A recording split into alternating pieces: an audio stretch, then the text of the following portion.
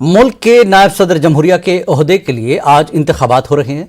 वज़ीर-ए-आज़म मोदी, साबिक़ वज़ीर-ए-आज़म मनमोहन सिंह समेत कई मरकजी वुज़रा और मुख्तलिफ पार्टियों के मेंबरान पार्लियामेंट ने नायब सदर के इंतखाब के लिए वोट डाले। वोटिंग सुबह 10 बजे शुरू हुई, जो शाम 5 बजे तक जारी रहेगी। जगदीप धनखड़ और मार्गरेट अल्बा के बीच मुकाबला है। इंतखाबात के नताज का ऐलान भी शाम तक कर दिया जाएगा। नए नायब सदर 11 अगस्त को हलफ लेंगे।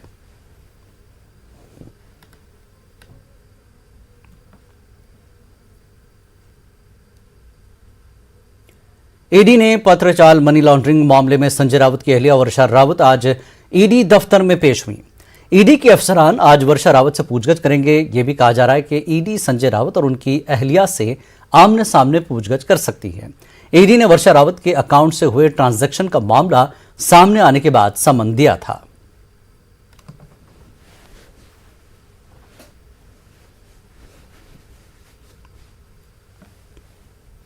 तिरंगा तनाज़े में जमात इस्लामी हिंद की भी एंट्री हुई है। जमात इस्लामी हिंद ने नायब सदर इंजीनियर मोहम्मद सलीम से तिरंगा मुहिम को टोकनिज्म बताया है।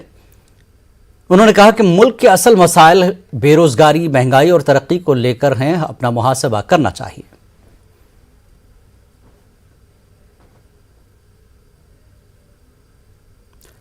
बीजेपी के रुकन पार्लियामेंट और साबिक़ क्रिकेटर गौतम गंभीर ने न्यूज़ 18 से खुसूसी बात करते हुए कहा कि तिरंगा यात्रा के जरिए हम घर घर तिरंगे के पैगाम को पहुंचाने के लिए काम कर रहे हैं।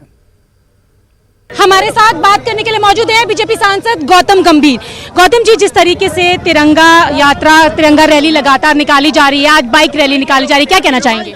देखिए, मैं ये कहना चाहूँगा कि जितने भी लोगों ने यहाँ पर बाइक रैली निकाली है, मैं उन सभी को एक ही मैसेज है कि जब ये बाइक रैली खत्म हो तो इस तिरंगे का सम्मान करिए। ये तिरंगा अपने घर पे लेके जाइए, रोड पे मत लेके जाइए। इस तिरंगे के लिए लोगों ने अपनी जान दी है। इस तिरंगे का सम्मान करना हम सबका अधिकार है और हम सबका ये बनता भी है कि हम इस तिरंगे का सम्मान करें।